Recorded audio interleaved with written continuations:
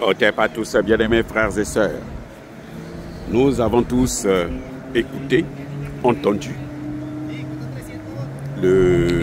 l'intervention, le discours de Joseph Kabila, qui a appelé non seulement à la population et à l'armée de prendre ses responsabilités, donc de faire un coup d'État, mais nous savons aussi que il y a une autre partie de ce discours que je voudrais relever. Joseph Kabila demande à Tshisekedi de négocier avec Paul Kagame. Pour Joseph Kabila, en fait, la paix dans la sous-région est l'œuvre de Paul Kagame. C'est-à-dire que si Kagame n'est pas impliqué dans la résolution, la recherche de la paix en RDC, il n'y aura jamais de paix. Joseph Kabila est arrivé jusqu'à accuser Tshisekedi d'utiliser le groupe FLR, c'est-à-dire des Hutus qui avaient fui depuis plus de 30 ans maintenant et qui sont venus s'installer en RDC. Que ce sont eux qui sont en train de stabiliser. C'est-à-dire la théorie que Kabila a toujours prônée, c'est le discours que, plutôt Kagame a toujours prôné, c'est exactement ce que Joseph Kabila a soutenu. Donc quand on écoute Joseph Kabila, on a l'impression qu'en fait ce n'est pas Joseph Kabila qui parle, mais c'est Paul Kagame qui parle à l'intérieur de Joseph Kabila. Quand il demande, arriver à demander un dialogue entre Joseph Kabila et Kagame, Paul Kagame et Tshisekedi, que sans Tshisekedi, sans Kabila ne vaut rien, ne pourra pas apporter la paix. Il est en train de se prononcer en faveur du groupe. Il est en train de se déclarer le grand patron de ce groupe armé, de ce terreau. Joseph Kabila, il s'est jeté lui-même dans la gueule du loup. On a l'impression qu'il parlait depuis Goma. Parce que c'est incroyable de demander. Le problème, ça se passe en RDC. Et pour qu'on puisse régler le problème, il faut que la RDC puisse négocier avec, comment vous l'appelez, avec Kagame et avec Museveni. Et il ne condamne pas. Et c'est encore plus grave. C'est d'abord, c'est évident. Ça, c'est pas surprenant. Qu'il ne puisse pas condamner l'agression rwandaise et ougandaise. Il ne puisse pas condamner cette agression. C'est normal. Comment il peut condamner des gens qui sont avec lui?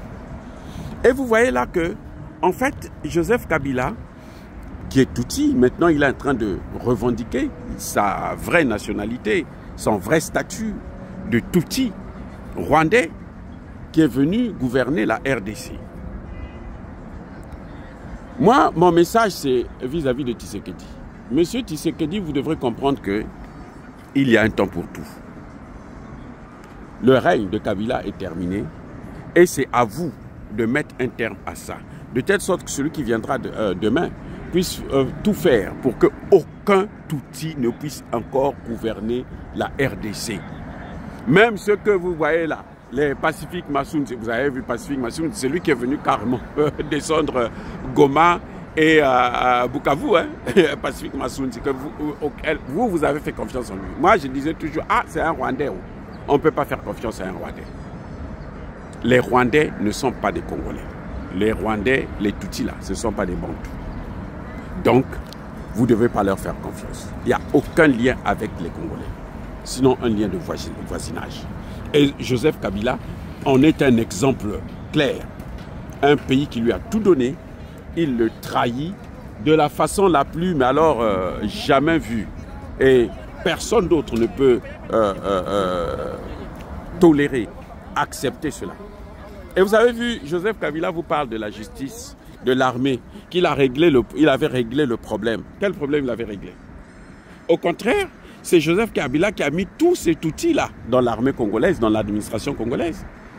Et ce sont eux qui aident Kagame depuis tout le temps à pouvoir boycotter la RDC, à faire en sorte que la RDC ne puisse pas être gouvernée, à faire en sorte que la RDC puisse être vendue.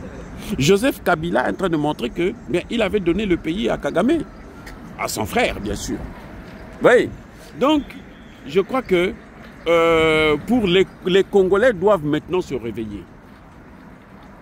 Les Congolais doivent se réveiller et prendre leurs responsabilités. Pour dire trop, c'est trop, comme en Côte d'Ivoire, arrêter avec cette histoire de Kabila, qu'il aille au diable, qu'il aille rester chez ses frères rwandais. Et que tout c'est bien. Je dis bien tout c'est bien. Parce qu'il faudrait qu'il nous justifie comment il a fait pour s'enrichir comme ça. Il faut qu'il nous justifie.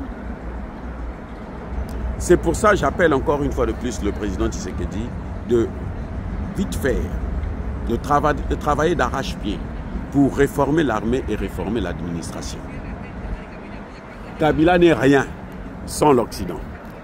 Maintenant que Donald Trump semble s'intéresser aux matières premières par la voie légale, par la RDC, au lieu de passer par Kabila, je pense que c'est une opportunité pour nous.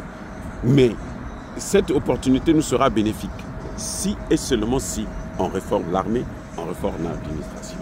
Je l'ai dit la dernière fois, talk and fight. Les amis, je ne suis pas contre les négociations, je ne suis pas contre le dialogue, mais le dialogue inter-congolais n'inclut pas les Rwandais. Si dialogue il y a, seuls les Congolais doivent parler ensemble. Or, il n'y a pas de problème entre les Congolais. Tous ces petits problèmes ethniques-là, dans tous les pays du monde, il y en a. Même chez nous, au Congo-Brazzaville, il y a des problèmes entre les Mboshi et les Bakongo. Il y a des problèmes même au sein du groupe Bakongo, parce que le groupe Bakongo, vous avez les Teke, vous avez les Yaka, vous avez tout le monde. Voilà, il y a des problèmes aussi internes. Mais ça n'empêche pas que nous puissions vivre bien et surtout en paix. Or, là où la différence avec la RDC, c'est que ce ne sont pas les problèmes inter-congolais, mais les problèmes avec les Tutsis, les étrangers qui sont venus s'installer au Congo, qui revendiquent maintenant avoir comment on appelle ça, une langue nationale, la leur, qui veulent l'imposer à 400 groupes ethniques, les amis.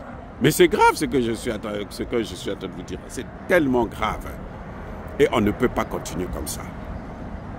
Hey.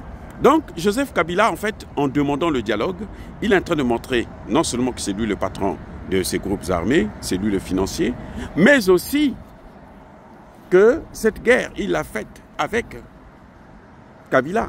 Il n'a jamais condamné Kabila. Il fait les éloges de Kabila. Il justifie le mouvement des groupes armés terreau-terreau. Il dit qu'ils ont raison d'agir parce qu'ils ont été soi-disant exclus. Eh bien, dis donc, mais si nous on a été exclus au Congo-Brazzaville et qu'on prenait des armes, ça allait être terrible. Hein? Si dans tous les pays c'est comme ça, parce que vous n'êtes pas au pouvoir, il faut prendre les armes, parce que vous n'avez pas... Corneille Nangaa, là, il est rentré dans le mouvement comment? Parce qu'il voulait le pouvoir, il voulait être Premier ministre. On ne lui a pas donné ça, alors il se lance dans la guerre. Ça n'a aucun sens. Donc Joseph Kabila est en train de montrer lui-même qu'en fait, c'est lui qui a passé les 18 ans de déstabilisation.